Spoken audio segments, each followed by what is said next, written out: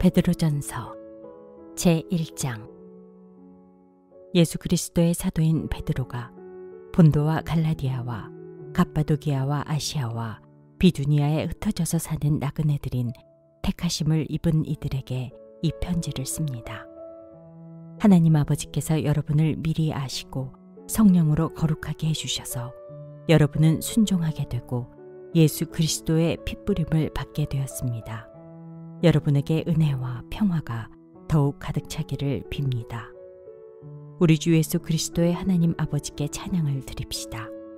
하나님께서는 그 크신 자비로 우리를 새로 태어나게 하셨습니다.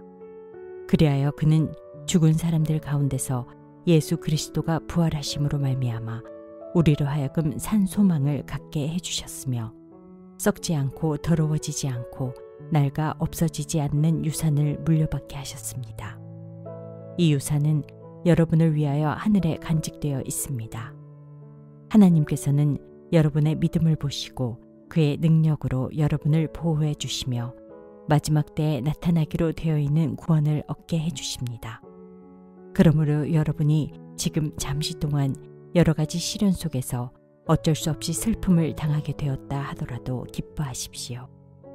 하나님께서는 여러분의 믿음을 단련하셔서 불로 단련하지만 결국 없어지고 마는 금보다 더 귀한 것이 되게 하시며 예수 그리스도께서 나타나실 때에 여러분에게 칭찬과 영광과 존귀를 얻게 해주십니다.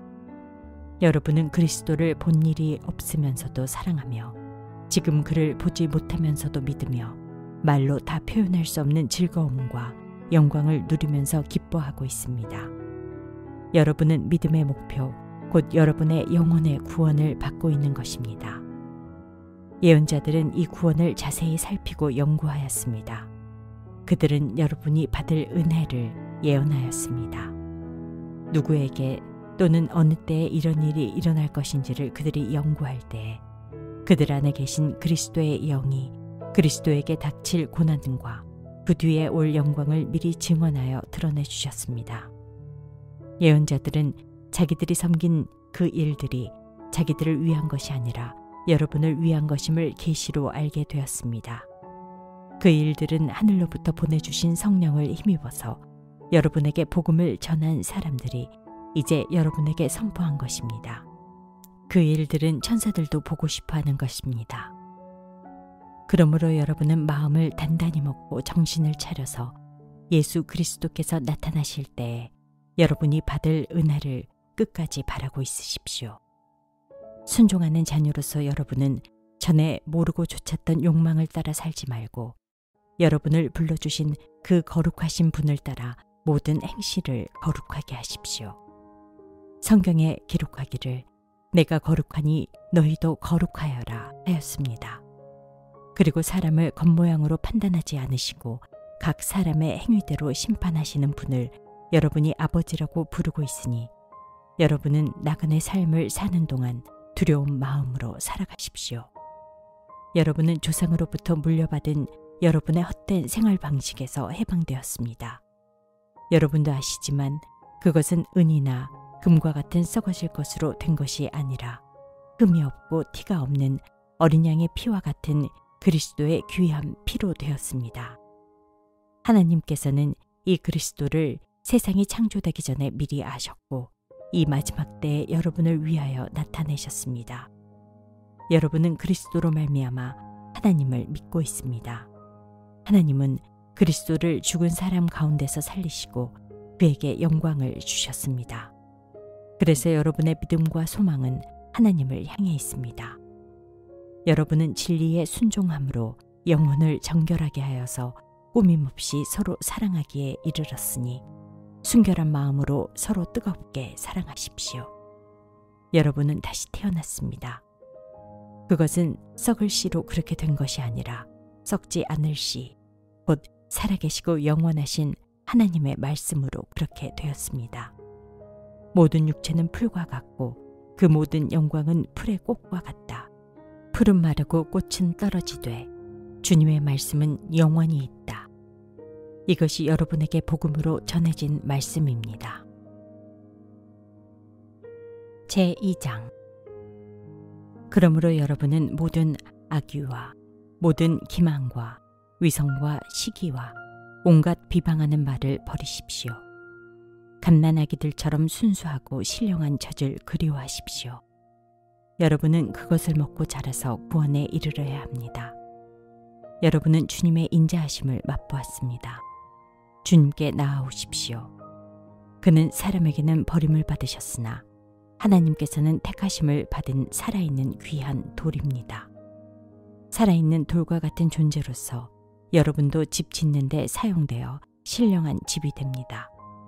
그래서 여러분은 예수 그리스도로 말미암아 하나님께서 기쁘게 받으실 신령한 제사를 드리는 거룩한 제사장이 되십니다. 성경에 이런 말씀이 있습니다. 보아라, 내가 골라낸 귀한 모퉁이 돌 하나를 시온에 둔다. 그를 믿는 사람은 결코 부끄러움을 당하지 않을 것이다.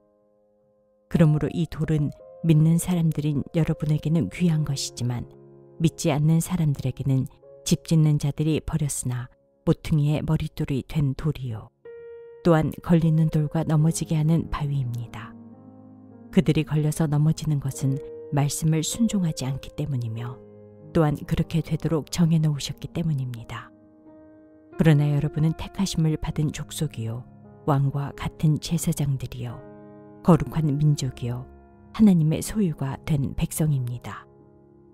그래서 여러분은 어둠에서 불러내어 자기의 놀라운 빛 가운데로 인도하신 분의 업적을 여러분이 선포하는 것입니다. 여러분이 전에는 하나님의 백성이 아니었으나 지금은 하나님의 백성이요. 전에는 자비를 입지 못한 사람이었으나 지금은 자비를 입은 사람입니다. 사랑하는 여러분, 나는 나그네와 거류민 같은 여러분에게 권합니다. 영혼을 거슬러 싸우는 육체적 정욕을 멀리 하십시오. 여러분은 이방 사람 가운데서 행실을 바르게 하십시오. 그렇게 해야 그들은 여러분더러 악을 행하는 자라고 욕하다가도 여러분의 바른 행위를 보고 하나님께서 찾아오시는 날에 하나님께 영광을 돌릴 것입니다. 여러분은 인간이 세운 모든 제도에 주님을 위하여 복종하십시오. 주권자인 왕에게나 총독들에게나 그렇게 하십시오. 총독들은 악을 행하는 사람에게 벌을 주고 선을 행하는 사람에게 상을 주게 하려고 왕이 보낸 이들입니다. 선을 행함으로 어리석은 자들의 무지한 입을 막는 것이 하나님의 뜻입니다. 여러분은 자유인으로 사십시오. 그러나 그 자유를 악을 행하는 구실로 쓰지 말고 하나님의 종으로 사십시오. 모든 사람을 존중하며 믿음의 식구들을 사랑하며 하나님을 두려워하며 왕을 공경하십시오. 하인으로 있는 여러분, 극히 두려운 마음으로 주인에게 복종하십시오. 선량하고 너그러운 주인에게만 아니라 까다로운 주인에게도 그리하십시오. 억울하게 고난을 당하더라도 하나님을 생각하면서 괴로움을 참으면 그것은 아름다운 일입니다. 죄를 짓고 매를 맞으면서 참으면 그것이 무슨 자랑이 되겠습니까? 그러나 선을 행하다가 고난을 당하면서 참으면 그것은 하나님께서 보시기에 아름다운 일입니다. 바로 이것을 위하여 여러분은 부르심을 받았습니다. 그리스도께서는 여러분을 위하여 고난을 당하심으로써 여러분이 자기의 발자취를 따르게 하시려고 여러분에게 본을 남겨 놓으셨습니다. 그는 죄를 지으신 일이 없고 그의 입에서는 아무런 거짓도 찾아볼 수 없었습니다. 그는 모욕을 당하셨으나 모욕으로 갚지 않으시고 고난을 당하셨으나 위협하지 않으시고 정의롭게 심판하시는 이에게 다 맡기셨습니다.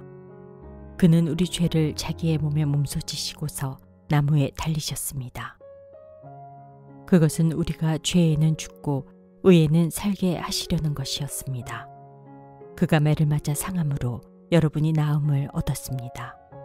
전에는 여러분은 길 잃은 양과 같았으나 이제는 여러분의 영혼의 목자이며 감독이신 그에게로 돌아왔습니다.